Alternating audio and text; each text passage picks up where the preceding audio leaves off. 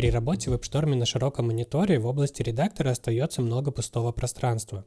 Его можно занять с пользой, например, открыв еще один файл. Всем привет, я Алекс Лампер, и сегодня речь пойдет о Split View.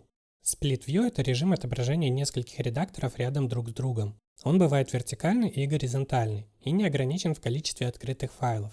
Для использования с клавиатуры есть несколько вариантов.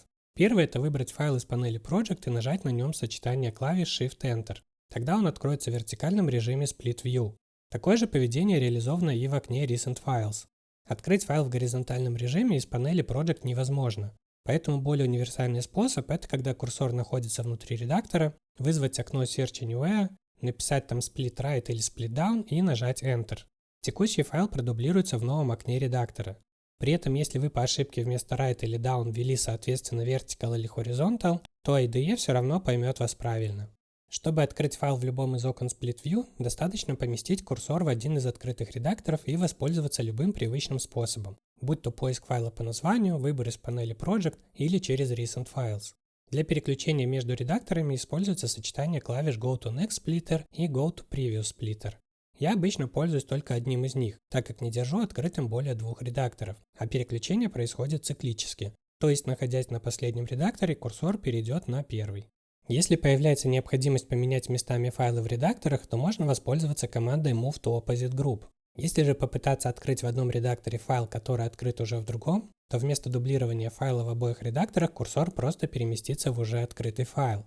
Чтобы решить подобную задачу, необходимо поместить курсор в окно редактора, который необходимо продублировать, и воспользоваться командой Open in Opposite Group.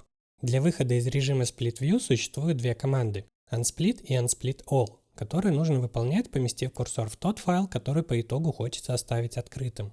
И если с командой Unsplit All все понятно, она закрывает все редакторы, кроме активного, то команда Unsplit работает менее ожидаемо и закрывает не просто один редактор, а все редакторы снизу и справа от активного.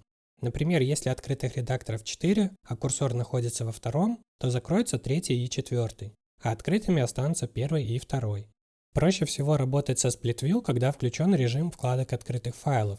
Тогда все манипуляции с перемещениями редакторов можно выполнять с помощью курсора. Но в одном из своих видео я рассказывал о том, чем этот режим неудобен и какие есть альтернативы.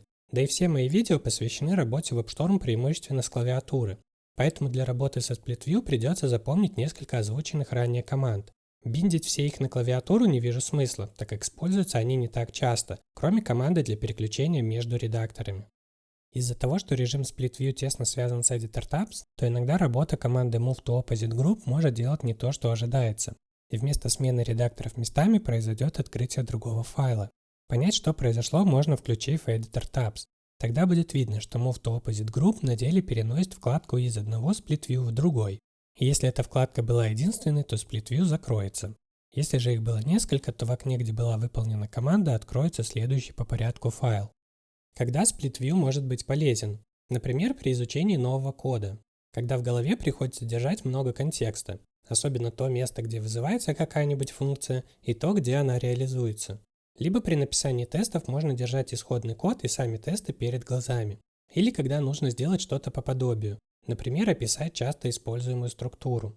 Лично я использую его постоянно, и он в том числе напоминает мне не писать слишком длинные строки. У меня на этом все. Используйте свое время с умом и до новых встреч!